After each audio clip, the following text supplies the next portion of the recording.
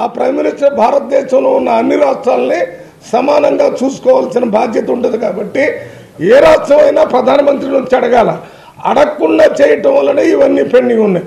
Defence గురించి మీకు తెలుసు, డిఫెన్స్ గురించి ఎంతకాలంగా పెండింగ్లో ఉన్నాయి. డిఫెన్స్లో ఉన్న పెండింగ్ అన్ని స్కైవేస్ కానీ, ల్యాండ్ ఎక్విజిషన్, ల్యాండ్ అలాట్మెంట్ కానీ అవి మొత్తం రేవంత్ రెడ్డి గారు సీఎం అయిన తర్వాతనే ఆ ల్యాండ్స్ పైన స్కైవేస్ అవన్నిటికి పర్మిషన్ ఇచ్చారు. ఇది డిఫెన్స్లో ఇచ్చారు. మొన్న బ్యాక్వర్డ్ ఏరియా గురించి ఇచ్చారు, ఇప్పుడు రైల్వే గురించి ఇచ్చారు. ఇవి కాకుండా ఆంధ్రప్రదేశ్ డివిజన్కి సంబంధించినవి అన్నీ ఎప్పటి నుంచో పెండింగ్ ఉన్నాయి, అవి కూడా ఇచ్చారు. ఇవి కాకుండా ప్రతి దగ్గర టెక్స్టైల్ దానికి సంబంధించి కానీ, అర్బన్ డెవలప్మెంట్ సంబంధించినవి కానీ ఈ బడ్జెట్ అంతా రిలీజ్ చేస్తున్నారు. హెల్త్లో ఉన్న బడ్జెట్ కూడా రిలీజ్ చేశారు.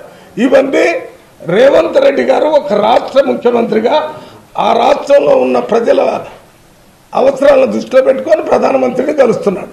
అంతేగాని వీళ్ళు అనుకున్నట్టుగా వీళ్ళలాగా మేము అక్కడ బీజేపీ అధికారంలో ఉన్నప్పుడు ప్రెసిడెంట్ ఆఫ్ ఇండియాకి బీజేపీ అక్కడే సపోర్ట్ చేసింది, వైస్ ప్రెసిడెంట్కి అక్కడే సపోర్ట్ చేసింది.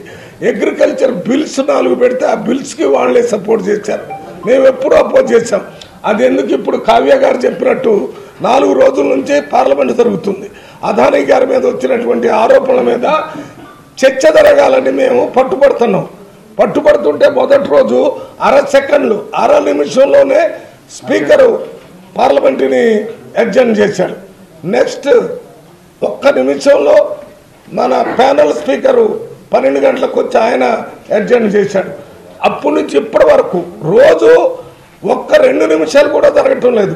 మేము హౌస్లో కోరేది ఏంటంటే ఇప్పుడు ప్రధానమంత్రి రిజైన్ చేయమని అడగటంలా, మేము ప్రధానమంత్రి రిజైన్ చేయమని అడగటంలా, అదాని మీద వచ్చిన ఆరోపణల మీద, అదాని మీద వచ్చినటువంటి కరప్ట్ ఛార్జెస్ మీద పార్లమెంట్లో చర్చ చేయమని అడుగుతున్నాం. చర్చ చేయటం ద్వారా 140 కోట్ల మంది ప్రజలకి ఈ దీంట్లో ఉన్న వాస్తవం అది అవునా కాదా అనే విషయం తెలియాలనే కాంగ్రెస్ పార్టీ పట్టుబడుతుంది. వాళ్ళు దీని మీద చర్చ జరిగితే అదానికి మోడీకి ఉన్నటువంటి చీకటి ఒప్పందాలన్నీ బయటపడి ఆ పార్టీ మీద, ఆ ప్రధానమంత్రి మీద అపకీర్తి వస్తుందనే ఉద్దేశంతో పార్లమెంట్ నడవకుండా చేస్తున్నారు. ఎంతకాలం పార్లమెంట్ నడవకుండా చేస్తారు? ఇప్పుడు 4 రోజులు అయింది. ఈ రకంగా చేసుకుంటూ పోతే భారతదేశ ప్రజలకి బాగా తెలుసు, పార్లమెంట్ ఉన్నదే ప్రజల కోసం, ప్రజలే పార్లమెంటుకి అధిపతులు, వాళ్లే పట్టాదారులు. మేమంతా లీజు 5 సంవత్సరాలకు మమ్మల్ని పార్లమెంటు మెంబర్ని, ప్రధానమంత్రుల్ని, మంత్రుల్ని 5 సంవత్సరాలకి పరిపాలన చేయమనే అవకాశం మాత్రం ప్రజలు ఇచ్చారు. 5 సంవత్సరాల తర్వాత మళ్ళీ ఎన్నిక జరుగుతాయి.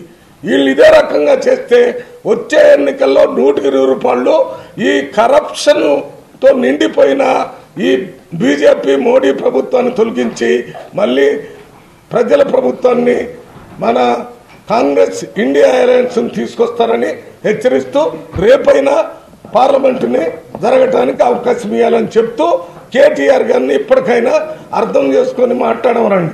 ఏదో ఒకటి మేము ఉన్నటువంటి తెలంగాణలో ఉన్న కాంగ్రెస్ ప్రభుత్వం మీద, రేవంత్ రెడ్డి మీద నోటుకొచ్చినట్టు మాట్లాడితే సరిపోతుందని. అక్కడెక్కడో ఒకటి కొండారెడ్డిపల్లిలో ఏదో జరిగితే అది ఏమీ తెలియకుండా స్టేట్మెంట్ ఇచ్చాడు. లఘుచర్లలో ఏదో జరిగితే అది తెలియకుండా స్టేట్మెంట్ ఇచ్చాడు. మన ఇక్కడెక్కడ మూసీ నది మీద అదే రకంగా స్టేట్మెంట్ ఇస్తాడు.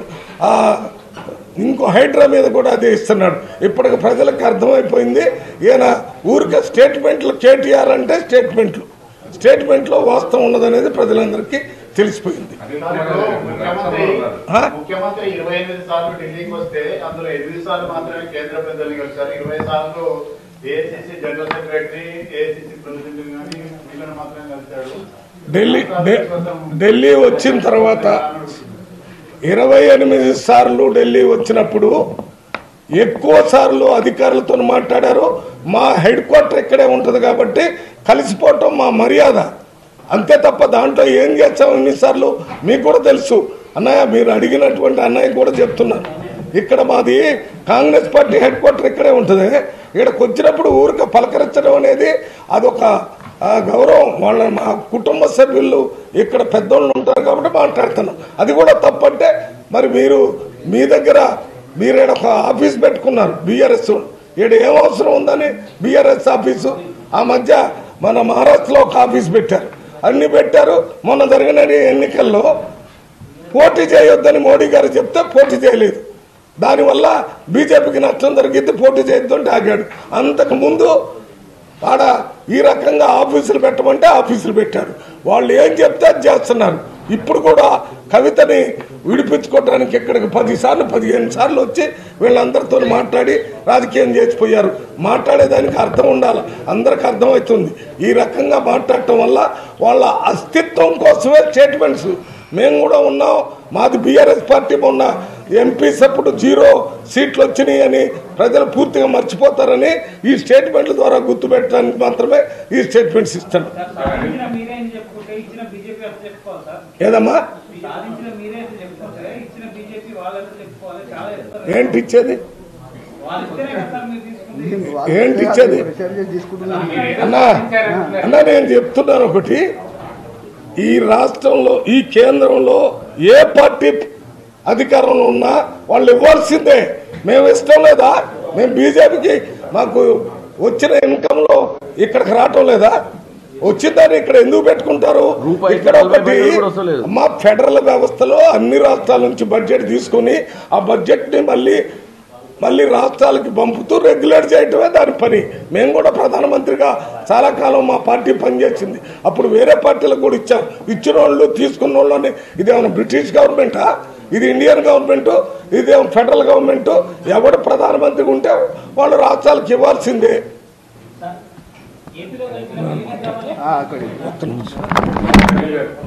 నేను పక్క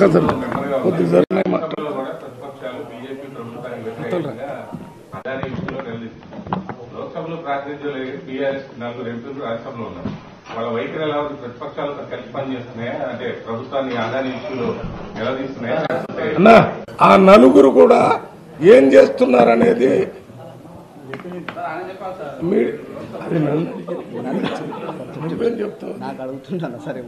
నలుగురు కూడా ఆ సబ్జెక్ట్ కాదు, ఆ నలుగురు కూడా ఏం చేస్తున్నారనేది మీకు తెలియదు, మాకు తెలియదు. 100కి 100 రూపాయలు బీజేపీ వాళ్ళు ఏం చెప్తే అది చేస్తున్నారు. అంతకంటే మేము కూడా రాజ్యసభలో లేము, కానీ మాకు రాజకీయం అన్నా. ఇప్పుడు మీరు అడిగినట్టు కనీసం వాళ్ళు రాజ్యసభలో ఇక్కడ కనిపిస్తలేరు. రాజ్యసభలో నువ్వు సారీ రాజ్యసభలో ఉన్నాడు కదా, నేను అందుకు అనుకోలే, సీనియర్ అని మాట్లాడాను. ఓకే, రాజ్యసభలో కనీసం వాళ్ళు రాజ్యసభలో ఉంటే వాళ్ళ అటెండెన్స్ కూడా కనిపిస్తలేదు. ఇప్పుడు అన్ని విషయాలు మాట్లాడిన ఒక విషయం చెప్పాల్సింది ఏంటంటే, గతంలో టీఆర్ఎస్ 9 మంది ఎంపీస్ ఉండే. మీరు కూడా మీడియా మిత్రులు చాలామంది వాళ్ళతో ఇంటరాక్షన్ చేస్తుండే. ఎప్పుడు కూడా గతంలో 5 సంవత్సరాలు కావచ్చు, 10 సంవత్సరాలు కావచ్చు, ఇలాంటి అట్మాస్ఫియర్ ఎప్పుడు లేకుండే. ఈరోజు మా 8 మంది ఎంపీస్తోని ప్రతి మినిస్టర్ దగ్గరికి వెళ్ళినప్పుడు వాళ్ళు చెప్పేది ఒకే విషయం ఏంటిదంటే, ఏ మినిస్టర్ దగ్గరికి వెళ్ళినా కూడా వాళ్ళు చెప్తుంది ఏంటంటే, अरे 10 साल में इतने बार कभी तेलंगाना वाले नहीं आए जितने बार आप लोग आ रहे, आप लोग जिस प्रेशर से हमारे को काम करा रहे बहुत अच्छा दिख रहा है. వాళ్ళు కూడా అన్నారు, మేమేదో బీజేపీ ప్రోగ్రామ్ కాదు, మా వర్కింగ్ స్టైల్, గతంలో ఉన్న ఎంపీస్ వర్కింగ్ స్టైల్ కావచ్చు, ఇప్పుడు మా ప్రజెంట్లో ఉన్న ఎంపీ స్టైల్ డిఫరెన్స్ ఏంటిదంటే, వాళ్ళు గతంలో కేవలం ఆ దొరకు అటెండర్గా పనిచేసారు, ఢిల్లీకి వస్తే ముంగడ కనిపించాలి, ఫోటోలు దిగారు, పోయారు, అంతేగాని ఏ మంత్రిత్వానికి పోయి కనీసం ఒక రిప్రజెంటేషన్ ఇచ్చిన ఘనత కూడా వాళ్ళ దగ్గర లేదు. ఈరోజు ఒక్క సంవత్సరం పూర్తిగా, మొత్తం దాదాపు ఇంకా సంవత్సరం కూడా పూర్తిగానే అనేక సంక్షేమ కార్యక్రమాలు కావచ్చు, అనేక వర్క్స్ కావచ్చు, ఏ విధంగా చేస్తున్నామో ఇదే ఒక ప్రాక్టికల్గా తెలంగాణ ప్రజలందరూ కూడా గుర్తుపెట్టుకోవాల్సింది ఏంటంటే, మీరు ఏ విధంగానైతే మా 8 మంది ఎంపీస్ని ఎలక్ట్ చేసి పంపించారో దాన్ని దృష్టిలో పెట్టుకొని అందరం కూడా యునైటెడ్గా తెలంగాణకు ఏ విధంగా న్యాయం జరగాలి, ఇర్రెస్పెక్టివ్ ఆఫ్ పొలిటికల్ ఈక్వేషన్స్ పక్కన పెట్టి మనకు రావాల్సిన వాటా కావచ్చు, మనకు ఇన్ఫ్రాస్ట్రక్చర్ డెవలప్మెంట్కి రావాల్సిన ప్రాజెక్ట్స్ కావచ్చు, అదేవిధంగా అన్ని రకంగా, ముఖ్యంగా ముఖ్యమంత్రి గారు స్వయంగా 28 సార్లు వచ్చిరా, 30 సార్లు వచ్చిరా, లేకుంటే ఎన్నిసార్లు వచ్చినా ఇంపార్టెంట్ కాదు. ముఖ్యమంత్రి గారు వచ్చిన ప్రతిసారి కూడా ఏదో ఒక మంత్రిత్వానికి పోతున్నాము, ఏదో రకంగా పాజిటివ్గా అక్కడికి రావాల్సిన మన వాటా కావచ్చు, అక్కడికి రావాల్సిన మనకు ఏదైతే ఇన్ఫ్రాస్ట్రక్చర్ డెవలప్మెంట్ వర్క్ కావచ్చు అవన్నీ కూడా తీసుకోవడానికి ప్రయత్నం చేస్తున్నాము. దాని భాగంగానే ఈరోజు కూడా మేము స్వయంగా స్పోర్ట్స్ మినిస్టర్ దగ్గరికి వెళ్ళినాం.